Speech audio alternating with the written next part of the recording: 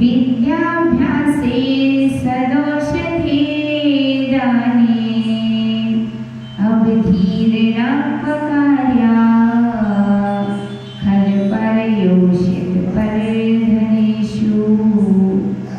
कुत्र विधेयो यत्नो विद्याभ्यासे सदौषधे दाने। यत्नः कुत्र दुहेयः। यत्न का मतलब क्या होता है? प्रयत्न। कुत्र यानी कहाँ करना चाहिए, प्रयत्न कहाँ करना चाहिए। प्रयत्न का मतलब होता है कि अपनी एनर्जी में कहाँ लगाना चाहिए, अथवा और शुद्ध हिंदी में हमें क्या काम करना चाहिए और क्या कार्य नहीं करना चाहिए। तो यहाँ पर कवि ने कहा है सदा विद्याभ्यासे, विद्याभ्यासे औषधि दाने। प्रयत्न कहाँ करना चाहिए? हमेशा एक नंबर विद्या के अभ्यास में और दूसरा औषधि दान में। समझ में आया? दो काम जीवन में करने योग्य होते हैं, एक तो विद्या का अभ्यास और दूसरा औषधि का दान, है ना। क्योंकि बिना विद्या के अभ्यास के इस जीव का कल्याण हो सकता नहीं है। विद्य जाने के दोष गुण को कैसे तजिए रहिए, है ना। बिना जाने ना तो दोषों का त्याग हो सकता है और ना गुणों का ग्रहण हो सकता है, ना तो अच्छाइयों को ग्रहण किया जा सकता है, ना बुराइयों को छोड़ा जा सकता है।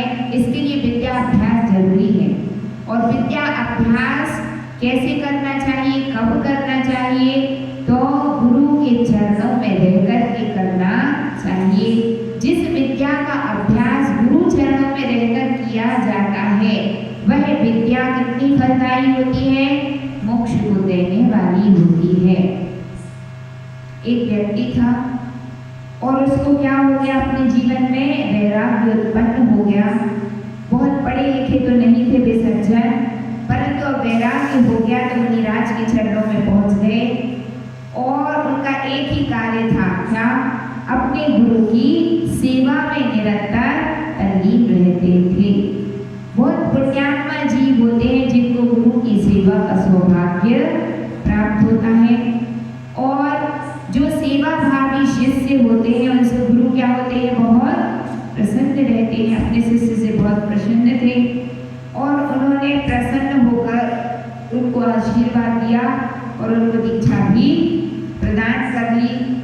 और पुण्योदय से वे क्या बन गए? निर्ग्रंथ मुनिराज। बहुत कठिन होती है ना। मुनिचर्या का पालन क्या है? बहुत कठिन काम है।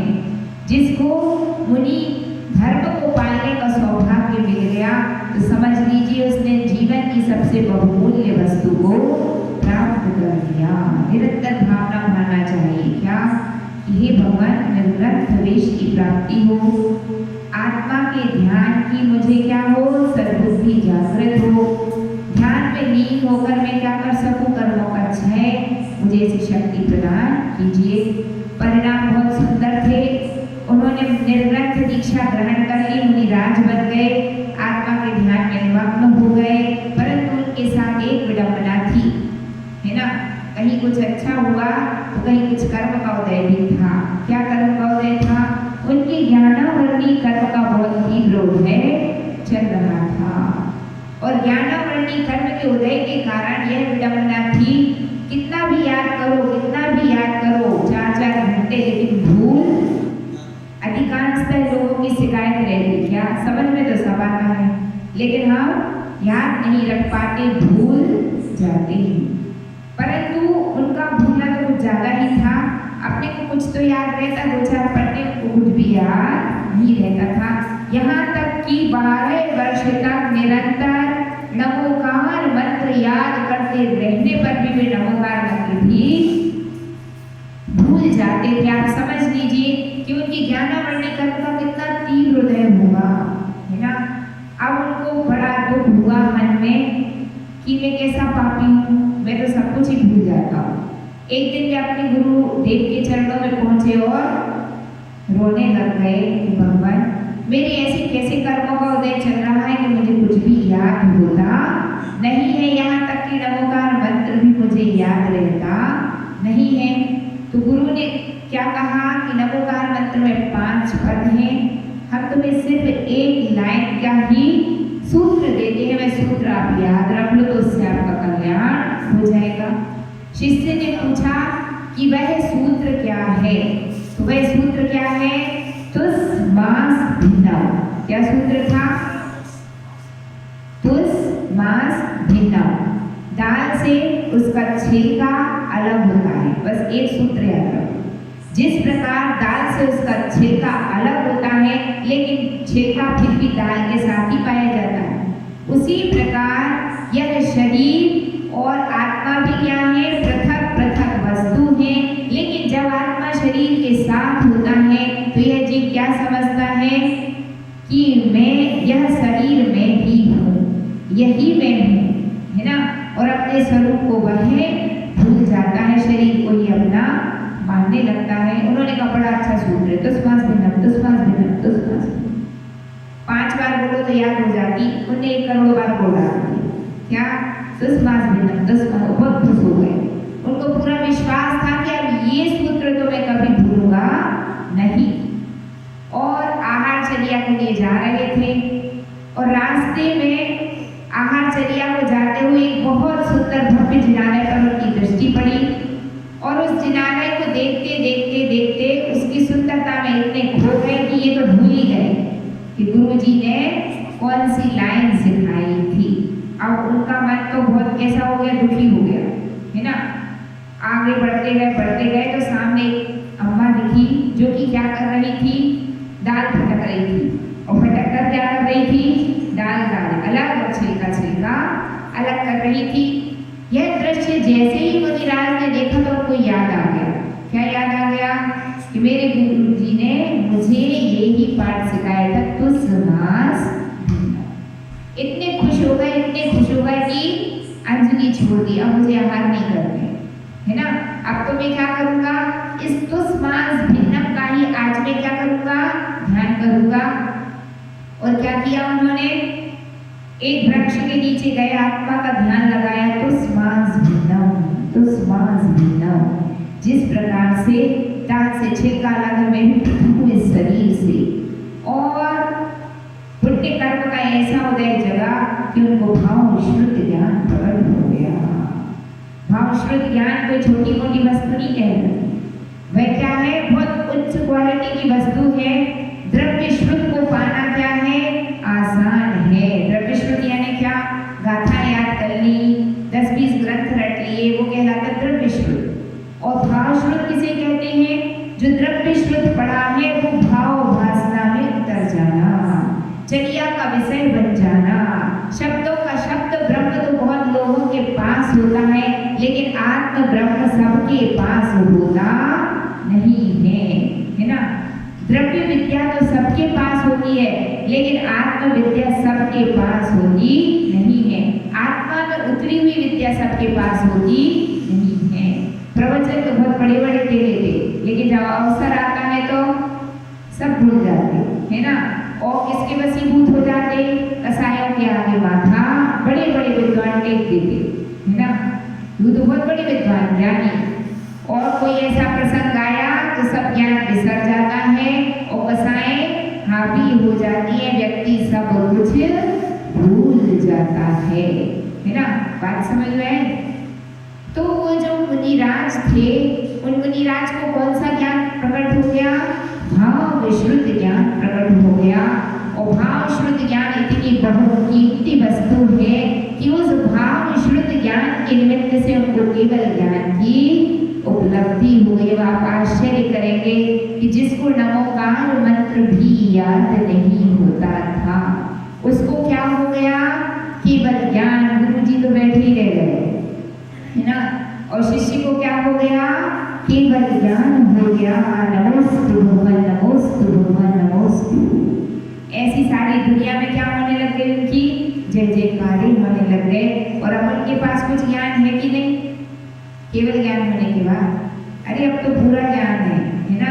अधूरा ज्ञान सब छूट गया। अब तो उनकी आत्मा में कैसा ज्ञान है? कंप्लीट ज्ञान। केवल ज्ञान हो गया यानी कैसा ज्ञान हो गया? पूरा ज्ञान। अब अधूरापन समाप्त हो गया। आत्मा में क्या आ गया? पूर्णता आ गई। क्या हो गया? केवल ज्ञान। तो उन मुनिराज का नाम क्या है? शिवभूति मुनिराज, जिनको एक नमोकार मंत्र याद नहीं होता था, उनको क्या हो गया? केवल ज्ञान। ये किसका फल है? विद्या के अभ्यास का फल है। किसके अभ्यास का फल है? हाँ, इसलिए पढ़ने से कभी भी जी चुराना नहीं चाहिए। यदि कहीं शास्त्र सभा चल रही हो, कोई अच्छी बातें जो सुनने को मिल जाए, तो उस स्थान पर बैठ जाना चाहिए, है ना। दो शब्द भी कानों में सुनने को मिले तो वो सुन लेना चाहिए, क्योंकि सतत ज्ञान के अभ्यास से ही एक दिन किसकी प्राप्ति होती है? कैवल्य आत्मा में प्रकट हो जाता है। इसलिए निरंतर क्या करते रहना चाहिए? विद्याभ्यास में लगे रहना चाहिए। फिर दूसरी बात क्या होती है? औषधि दान। कौन सा दान? है ना, 4 प्रकार के दानों में सबसे बड़ा दान कौन सा होता है? औषधि दान। यदि कोई व्यक्ति अस्वस्थ हो जाए और आपने उसकी सेवा भैया वृत्ति कर दी, तो क्या हो गया? आपने उसका बहुत बड़ा उपकार कर दिया। श्री कृष्ण जी थे। कौन थे? श्री कृष्ण जी किसके चचेरे भाई हैं? नेमिनाथ भगवान के। किसके चचेरे भाई? नेमिनाथ भगवान के। तो एक बार की बात है कि जो श्री कृष्ण जी थे, उनके नगर में, गांव में क्या हुआ? एक निर्ग्रंथ मुनिराज पधारे, और जो मुनिराज पधारे वो अस्वस्थ थे, उनको कोई रोग बीमारी हो गई। तो श्री कृष्ण जी ने क्या किया? उन्होंने जितने भी चौके लगे हुए थे, सारे चौकों में क्या किया? औषधि वाले लड्डू पहुंचा दिए कि महाराज जिस भी चौके में पड़ते उनको यह औषधि अवश्य चला देना, है ना। और अनेक दिनों तक वह औषधि चलती रही और महाराज कैसे हो गए? पूर्ण स्वस्थ हो गए। ऐसा कहा जाता है कि श्री कृष्ण जी को जो तीर्थंकर प्रकृति का बंधन हुआ था, वह किसके निमित्त से हुआ था? उसी औषधि दान का फल था, है ना। तो यद्यपि चारों दानों का अपने अपने स्थान पर बहुत अधिक महत्व है, परंतु औषधि दान का तो क्या है? कुछ विशेष ही महत्व है। तो प्रयत्न जीव को कहाँ करना चाहिए? विद्या के अभ्यास में और औषधि के दान में। आगे कहते हैं अनादर अवधीर्णा कार्या को कार्या, अवधीर्णा को कार्या। अनादर कहाँ करना चाहिए? खल परियोषित पर धनेषु। अब अनादर भी कहीं ना किसी का तो अनादर करना चाहिए कि नहीं करना चाहिए संसार में। तो आप तो कहेंगे कि नहीं, अनादर तो किसी का भी नहीं करना चाहिए, परंतु कभी तो कह रहा है कि अनादर करो, लेकिन किसका करो? खल परियोषित पर धनेषु। दुष्ट, जो दुष्ट हो उसका क्या करो? अनादर। जिसकी प्रकृति अच्छी नहीं होती, यदि आप उसको अधिक स्थान देंगे तो उसका परिणाम क्या निकलेगा? वह आपको किसी भी प्रकार का नुकसान पहुंचा सकता है। जो खल वृत्ति वाले लोग रहते हैं, उनसे दूर ही रहना चाहिए। दूसरी बात है पर स्त्री। पर स्त्री का मतलब क्या है? पर नारी, है ना। तो पर स्त्री में क्या होना चाहिए? आदर भाव नहीं होना चाहिए। किसी की कितनी भी रूपवान स्त्री क्यों ना हो, उसमें अपना क्या होना चाहिए? अनादर भाव। और अपनी यदि एकांक्षणी भी स्त्री हो तो उसमें क्या होना चाहिए? आदर भाव, है ना। क्योंकि जो व्यक्ति अच्छे किस्म के होते हैं, है ना, जिनका सदार संतोष व्रत होता है ना, जो अपने ब्रह्म में लीन रहते, वो क्या करते हैं? पर स्त्रियों के त्यागी होते हैं। कितनी भी सुंदर रूपवती स्त्री आ जाए, आपको कितना भी रिझाए, लेकिन उसके प्रति क्या होना चाहिए? अनादर होना चाहिए। आपने शूर्पणखा का नाम सुना होगा। किसकी बहन है शूर्पणखा? रावण की बहन है। और वह शूर्पणखा जब लक्ष्मण को देखती है तो उसके रूप पर मोहित हो जाती है। किस पर मोहित हो जाती है? लक्ष्मण पर मोहित हो जाती है। और लक्ष्मण पर मोहित हो जाती है तो वह कुछ अनर्गल वचना लाभ करने लगती है। उस समय लक्ष्मण और श्री रामचंद्र दोनों उसका क्या करते? बहुत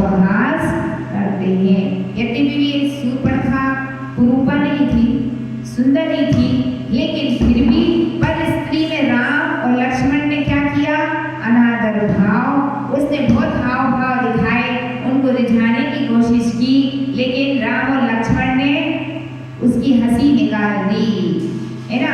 तो जब और उसने अपना क्या करा, अपने हाव भाव प्रकट किए, तो उन्होंने उसकी इंसल्ट कर दी तो अपन कहते हैं ना उसकी नाक कट गई, है ना। अपना काम ना बने तो क्या कहते हैं, सभा में अनादर हो जाए तो नाक कट गई आज तो उसकी। तो जो अन्य मती उनने नाक कटने की सचमुच ही तलवार से नाक कटना उसका दिखला दिया, पर नाक कटने का मतलब क्या है, अनादर होना। जब उसने राम और लक्ष्मण के प्रति क्या किया, अपने प्रेम प्रस्ताव रखे, तो उन्होंने उसका अनादर कर दिया। उसी का नाम क्या कहलाता है, नाक कटना। समझ गए। तो पर स्त्री में क्या होना चाहिए, अनादर भाव होना चाहिए। दुष्ट या खल प्रकृति के जीवों में भी क्या होना चाहिए, अनादर भाव। और तीसरी बात कवि कह रहा है, पर धनेषु, किसमें, पर धन में भी क्या होना चाहिए, अनादर भाव होना चाहिए। यदि किसी के हीरा सोना मोती भी पड़े हुए हो तो मुझे चाहिए क्या, नहीं चाहिए, है ना। अपने पास थोड़ा भी पैसा है तो कितना है, पर्याप्त है। दूसरे का धन हड़प कर, दूसरे का धन छीन कर, अन्याय अनीति से धन कमा कर यदि आपने अपने कोठे भी भर लिए तो वो कितने दिन चलेंगे, 4 दिन चलेंगे, और आपको कुछ ना कुछ घाटा नुकसान लग जाएगा, क्योंकि पाप की लक्ष्मी अधिक समय तक ठहरती नहीं है। तो कवि ने क्या कहा कि 3 चीजों में अनादर भाव होना ही चाहिए। पहला तो खल प्रकृति के जो व्यक्ति रहते हैं उनमें अनादर भाव होना चाहिए। जो धर्मात्मा हो, सज्जन पुरुष हो, है ना, अच्छे मन वाले लोग हो, उनमें तो आदर होना चाहिए। जो खल प्रकृति के हो, दुष्ट प्रकृति के हो, दूसरों को सदा नुकसान पहुंचाते हो, ऐसे लोगों में क्या होना चाहिए, अनादर भाव। पर स्त्री में भी अनादर भाव और पर धन में भी अनादर भाव। और आदर किन में होना चाहिए, 2 चीजों में। किस किस में, एक विद्या के अभ्यास में और दूसरा औषधि के दान में।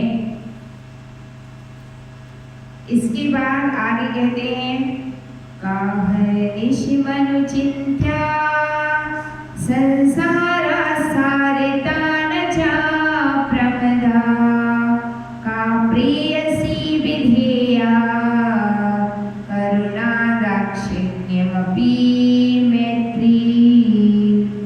दिन रात क्या चिंतन करना चाहिए, अहर्निशम का अनुचिंत्या, दिन और रात किस बात का चिंतन करें, संसारास्ता न च प्रमदा, संसार की असारता का दिन और रात चिंतन करना चाहिए। न च प्रमदा, स्त्री का चिंतन नहीं करना चाहिए। ध्यान किसका करो, न स्व स्त्री का करो न पर स्त्री का करो, किसका करना चाहिए, संसार असार है, संसार असार है, संसार में कुछ भी मेरा नहीं है। एक दिन मुझे यह संसार छोड़कर जाना पड़ेगा। सज धज कर जिस दिन मौत की शहजादी आएगी, ना सोना काम आएगा ना चांदी आएगी।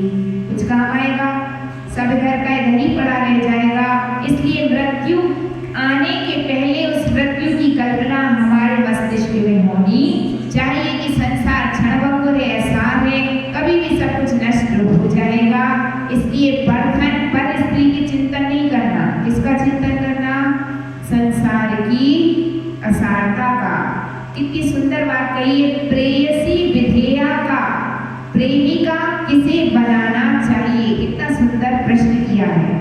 और इसका उत्तर क्या है, प्रेमिका यदि किसी को बनाना है तो किसको बनाओ, करुणा, किसको, करुणा, कुशलता और मैत्री भाव। यदि 3 प्रेयसी तुम्हारी हैं तो तुम्हारा कल्याण हो जाएगा।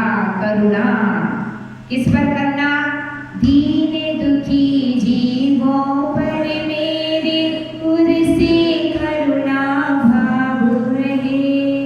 किस पर करुणा भाव रहे, दीन दुखी, यदि कोई दिख जाए और तुम्हारा हृदय ना पिघले तो जीवन बेकार है। और दीन दुखी को देखकर यदि तुम्हारा हृदय पिघल रहा है तो आप बहुत अच्छे सज्जन प्रकृति के इंसान हैं। दूसरी बात है कुशलता। कुशलता का मतलब होता है दक्षता। कुशलता का मतलब क्या है? दक्षता। कार्य में क्या होना? दक्ष होना चाहिए, कुशल होना चाहिए। हर कार्य को अच्छे से करने की कला हमारे अंदर होना चाहिए। यदि वह कला है तो तुम जहाँ जाओगे वहाँ तुम्हारा सम्मान होगा, और यदि कार्य कुशलता नहीं है तो जहाँ जाओगे वहीं आपका कहीं भी सम्मान हो पाएगा नहीं। उसके बाद है मैत्री भाव। मैत्री भाव जगत में मेरा सब जीवों से नित्य रहे। मैत्री भाव किससे होना चाहिए? प्राणी मात्र से। एक इंद्रिय से लेकर पंचेंद्र तक के सभी जीवों के प्रति मेरा क्या है? मैत्री भाव। किसी से मेरी शत्रुता नहीं है। यदि इन तीन को अपनी प्रेमिका बना लिया तो क्या होगा? बहुत स्वल्प काल में आपको निर्वाण की प्राप्ति हो सकती है। प्रेमिका बनाना ही है तो किसको बनाओ? करुणा और कुशलता और मैत्री भाव। याद कर लो, किसको बनाना है? करुणा, कुशलता और मैत्री भाव। इन तीन को ही प्रेयसी बनाना चाहिए तो जीवन क्या हो जाएगा? आपका सफल हो जाएगा। इसी भावना के साथ जय बोलिए चिंतामणि पारसनाथ भगवान की। जिन वाणी के ज्ञान से सूझे ओंकारो, सो वाणी मस्तक नमो सदा देतो हो। हे जिन वाणी भारती तोल जपो दिन रे, जो तेरी शरणागत है सो पावे सुख चैन। देव भजो अरिहंत श्रुत गुरु सेवा निर्ग्रंथ, दया धर्म पालो सदा यही मोक्ष का पंथ। जय बोलिए द्वादश अंगी जिनवाणी माता की।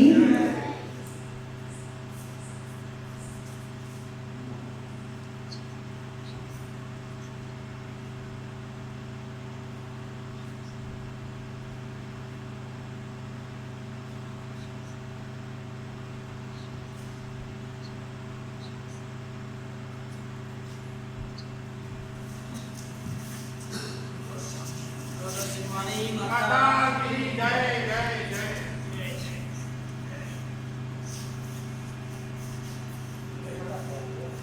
वंदन। अच्छा किया बुरा